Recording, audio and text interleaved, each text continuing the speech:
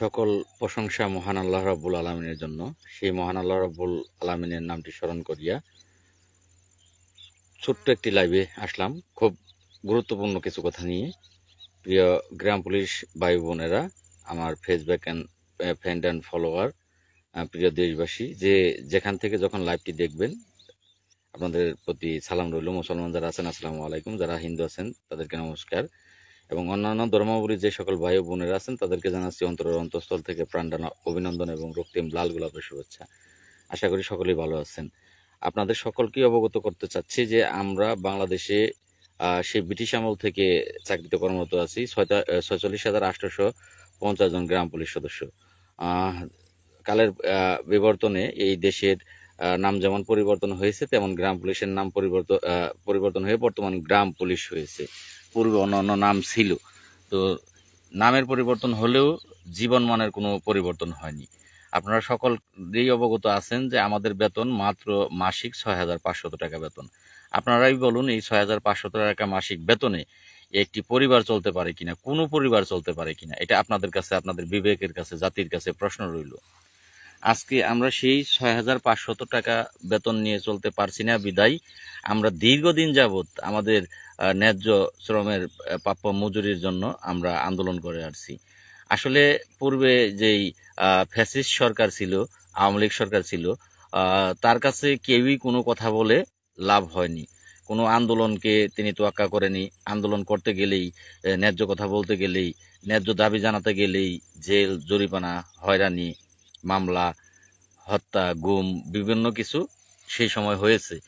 আমরা সেই সময় আন্দোলন সংগ্রাম চালিয়েছি, কিন্তু কোনো লাভ আমরা হয়নি। তিনি আমাদের কোনো ভাগ্যের পরিবর্তন ঘটায়নি। একমাত্র বাংলাদেশে সবচেয়ে অবহেলিত যে মানুষগুলো আছে তারা হচ্ছে 45,870 জন মানুষ। এদের মতো অবহেলার জীবন আর কারোরই নেই। প্রায় গ্রাম পুলিশই, এই গ্রাম পুলিশের পোশাকের বাইরে রিক্সা চালাতে হয়, ভ্যান চালাতে হয়, নিম্নমানের কাজ করতে হয়, যেগুলো লজ্জাজনক। সরকারি পোশাক গায়ে লজ্জাজনক একটি কাজ করতে হয়। তো যাই হোক, এই দেশে কোনো আহ, গণতান্ত্রিক সরকারই গ্রাম পুলিশের ভাগ্যের পরিবর্তন করেনি, গ্রাম পুলিশের কথা ভাবেনি। তাদের পরিবার পরিজন আছে, তাদের কথা কোনো গণতান্ত্রিক সরকার কিন্তু ভাবেনি, কোনো সরকারই ভাবেনি। একমাত্র তত্ত্বাবধায়ক সরকার, সে ভেবেছিল 2008 সালে 45,870 জন গ্রাম পুলিশ বাহিনীর সদস্যদের স্বল্প বেতন, তাদের ন্যায়সঙ্গত দাবি এবং তাদের প্রাপ্য মজুরি তিনি নির্ধারণ করেছিলেন। তিনি 2008 সালে তত্ত্বাবধায়ক সরকার গ্রাম পুলিশ বাহিনীর সদস্যদেরকে জাতীয় বেতন স্কেলের একটি চিঠি প্রজ্ঞাপন তিনি জারি করেছিলেন। কিন্তু দুঃখজনক ব্যাপার, সেই প্রজ্ঞাপনটি বাস্তবায়ন হওয়ার আগেই বাংলাদেশে নির্বাচিত সরকার আসে, আওয়ামী লীগ সরকার আসে।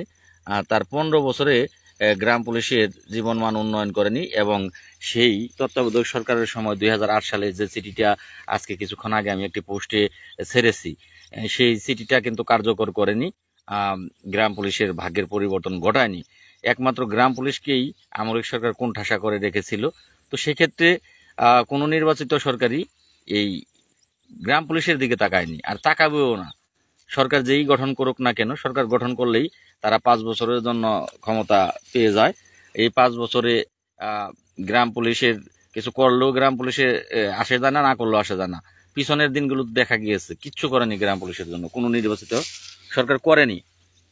যেটা করেছে সেটা তত্ত্বাবধায়ক সরকার করেছে। তো আবারও আমরা তত্ত্বাবধায়ক সরকার পেয়েছি। যাদের জন্য পেয়েছি তারা হচ্ছে আবু সাইদ। আর আমার সাহসী হচ্ছে রংপুরের যে ছাত্র মৃত্যুবরণ করেছে আবু সাইদ, আর যে ছাত্র বাবাগুলো এই দেশে তুখোড় আন্দোলন করে পরিবর্তন এনেছে। ন্যায্য অধিকার, তাদের অধিকারটা ন্যায্য ছিল। লেখাপড়া করে, আমরা লেখাপড়া করব, করার পরে চাকরিতে গেলে কোঠা থাকবে না, সব কোঠা এক মুক্তিযোদ্ধা মুক্তিযোদ্ধা মুক্তিযোদ্ধা, কি এক ভাষা ছিল দেশে। তাদের জন্য একটা নৈরাজ্য অবস্থা। তারা সব কোঠাতে চাকরি পেয়ে যাবে, অযোগ্য ব্যক্তিরা যোগ্যতা থাকলেও চলবে, না থাকলেও চলবে, এই কোঠাতে পেয়ে যাবে। আর আমরা মেধা সম্পন্ন হয়ে ভার্সিটিতে লেখাপড়া করে আমাদের যোগ্যতা থাকা সত্ত্বেও আমরা চাকরি পাবো না। এই যে তাদের সঠিক ন্যায্য দাবি, সেই দাবি নিয়ে তারা রাজপথে নেমেছিল। আল্লাহ পাকের অশেষ রহমত, তাদের দাবিটা সঠিক ছিল, ন্যায্য ছিল, যেই কারণে তাদের ন্যায্য দাবি কিন্তু আদায় করতে পেরেছে। তারা কিন্তু শুধু তাদেরকে মুক্তি দেয়নি, তারা আমাদেরকেও মুক্তি দিয়েছে। বাংলাদেশের প্রায় এখন বর্তমান জরিপ করলে 20 কোটি লোক আসবে। এই 20 কোটি মানুষকে এই ছাত্ররা মুক্তি দিয়েছে।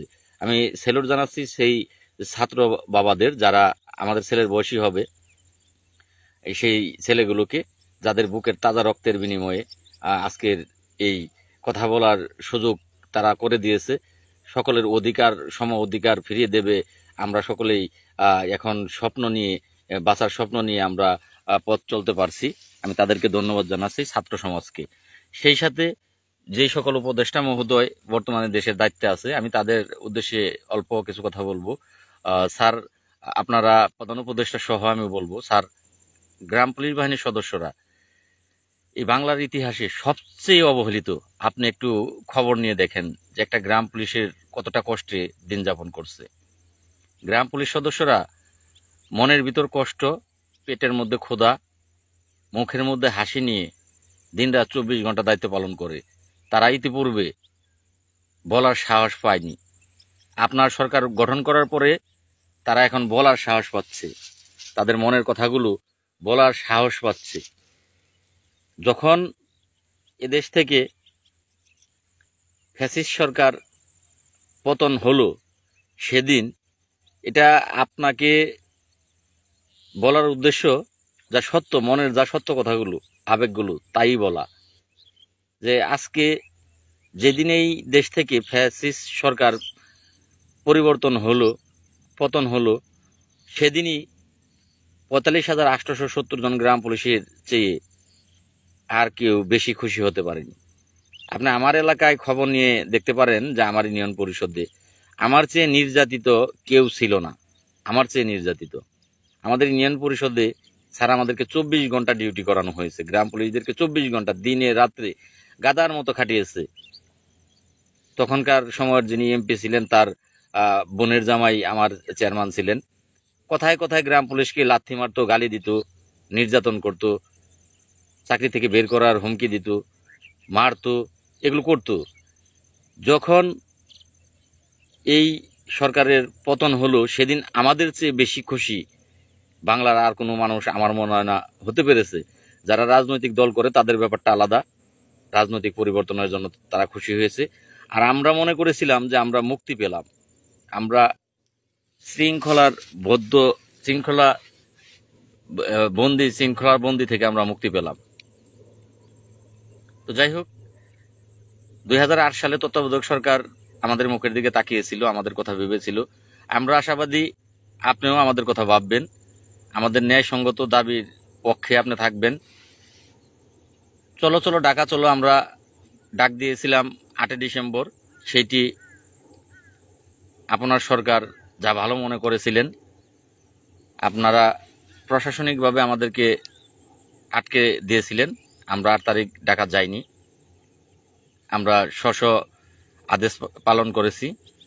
আমরা আবারও নির্ধারণ করলাম, চলো চলো ঢাকা চলো 11 ডিসেম্বর বাংলাদেশের সকল গ্রাম পুলিশ সদস্যরা আমাদের ন্যায্য দাবিগুলো বর্তমান সরকার প্রধানসহ যারা আছে তাদেরকে জানানোর জন্য আমরা ঢাকা যাব সচিবালয়ের সামনে। আর তার আগেই যদি আপনি মনে করেন যে গ্রাম পুলিশ বাহিনীর সদস্যরা যে দাবিটা করেছে এটা 100% যৌক্তিক, বর্তমান সময়ে 6,500 টাকা বেতন, এটা অযৌক্তিক একটা বেতন, এটা আসলেই সঠিক না, এটা যদি মনে করেন, তাহলে আপনি আপনার জ্ঞান দিয়ে বিশ্লেষণ করে আমাদের বাঁচার মতো ন্যায়সঙ্গত, যৌক্তিকসঙ্গত বেতন নির্ধারণ করেন। আমরা ঢাকা যাব না, আমাদের ঢাকা যাওয়ার কোনো প্রয়োজন নাই। ঢাকা যেতে গেলেও টাকা লাগবে, কষ্ট করতে হবে। আমরা ঢাকা যেতে চাই না। আমরা চাই যে আমাদের ঢাকা যাওয়ার আগেই আপনি আপনার সর্বোচ্চ ক্ষমতা সেটা ব্যবহার করবেন, সেটা প্রয়োগ করে হলেও আপনি 45,870 জন মানুষের ন্যায়সঙ্গত আবদার, অধিকার, এটি আপনার সরকারই প্রতিষ্ঠিত করবে। 2008 সালের সরকার পারেনি সময়ের অভাবে, আপনি সেটা করবেন। আমরা এখন উদ্বিগ্ন যে আপনার সরকার পরিবর্তন হয়ে দলীয় সরকার আসলে আমাদের এটা আর হবে না স্যার। আমরা এই অবহেলিতই থেকে যাব, আমরা এই অধিকার বঞ্চিতই থেকে যাব। আমাদের মনের ভিতর ভয় যে আপনি থাকা অবস্থায় আমাদের একটা ব্যবস্থা আপনি করবেন। আপনার সরকার যেদিন এই দেশ থেকে নেমে যাবে তার পরের দিন থেকে সেই আগের অবস্থা আমাদের হবে, সেই আগের অবস্থাতে আমরা ফিরে যাব। আমরা আবারও দীর্ঘদিনের একটা, কি বলে, কোন ভাষায় বলবো, আমরা একটা নির্যাতনে পড়ে যাব। আমাদের বউ ছেলে মেয়ে আমরা নিয়ে বাঁচতে পারবো না। তাই আপনার কাছে করজোড় মিনতি করছি, আপনার সরকারের কাছ থেকেই আমরা আমাদের অধিকার আশা করতে পারি, অন্য সরকারের কাছ থেকে পারি না। কারণ তত্ত্বাবধায়ক সরকার সবসময়, অন্তর্বর্তীকালীন সরকার সবসময় সাধারণ মানুষের কথা ভাবে, অধিকার বঞ্চিত মানুষদের কথা ভাবে, তাদের অধিকার ফিরিয়ে দেওয়ার চেষ্টা করে। কিন্তু দলীয় সরকার কখনোই সেই চিন্তা করে না। আর বিশেষ করে আমরা ৪৫,০০০ গ্রাম পুলিশ বাহিনীর সদস্য, আমাদের চিন্তা দলীয় সরকার কখনোই করেনি। যদি করতো তাহলে আজকে আমাদের বেতন ৬,৫০০ টাকা হতো না। আমরা খুশি হয়েছি আপনাকে সরকার প্রধান হিসেবে পেয়ে। আমরা আপনার হাতকে শক্তিশালী করে এই দেশটাকে এগিয়ে নিয়ে যেতে চাই। আমাদের হয়তোবা সেই ক্ষমতা নেই, কিন্তু আমাদের যতটুকু মেধা আছে, যতটুকু শ্রম আছে, সবটুকু দিয়ে আপনার হাতকে আমরা শক্তিশালী করতে চাই। আমাদের ঢাকা যাওয়ার উদ্দেশ্য আপনার বিরুদ্ধে না, আমাদের ঢাকা যাওয়ার উদ্দেশ্য আপনার নজরে আসা, আপনার আমলে আসা, আপনি আমাদের বিষয়গুলো সুপ্রিম পাওয়ার দিয়ে প্রয়োজনীয় ব্যবস্থা গ্রহণ করা, এর জন্যই আমাদের ঢাকা আসা। অন্য কোনো কিছু যদি কেউ আপনাকে ভেবে থাকেন, সেগুলো ভুল। আমাদের ৬,৫০০ টাকা বেতন, আমরা তো আমাদের সংসার চালাতে হিমশিম খাচ্ছি। আমাদের মাথায় সংসার চালানোর চিন্তা ছাড়া অন্য কোনো চিন্তা নেই। আমাদের বাড়ি গাড়ি অট্টালিকা এগুলোর প্রয়োজন নেই স্যার। প্রত্যেকটা মানুষই টাকার পিছে দৌড়ায়, এমন কোনো মানুষ নেই। সকাল থেকে রাত্রি পর্যন্ত প্রতিটা মানুষই টাকার পিছনে দৌড়ায়। কেউ টাকার পিছনে দৌড়ায় দিন রাত্রে, বাড়ি গাড়ি অট্টালিকা করার জন্য, টাকার পাহাড় গড়ার জন্য। আবার কেউ বা টাকার পিছে দৌড়ায় তার পরিবারের সদস্যদের মুখে দুবেলা দুমুঠো ডাল ভাত তুলে দেওয়ার জন্য। স্যার, আমরা হাসার জন্য হাসি না, আমরা বর্তমানে বেঁচে থাকার জন্যই আমরা হাসি। আপনার কাছে বিনীত অনুরোধ থাকবে, 11 তারিখের পূর্বে আপনি আপনার সুপ্রিম পাওয়ার, আপনার সুপ্রিম ক্ষমতা, সেটা দিয়ে ৪৫,৮৭০ জন গ্রাম পুলিশ সদস্যরা সেই ব্রিটিশ আমল থেকেই তারা নির্যাতিত, নিপীড়িত, তারা বঞ্চিত। এই অধিকার বঞ্চিত মানুষগুলোর অধিকার আপনি ফিরিয়ে দিবেন।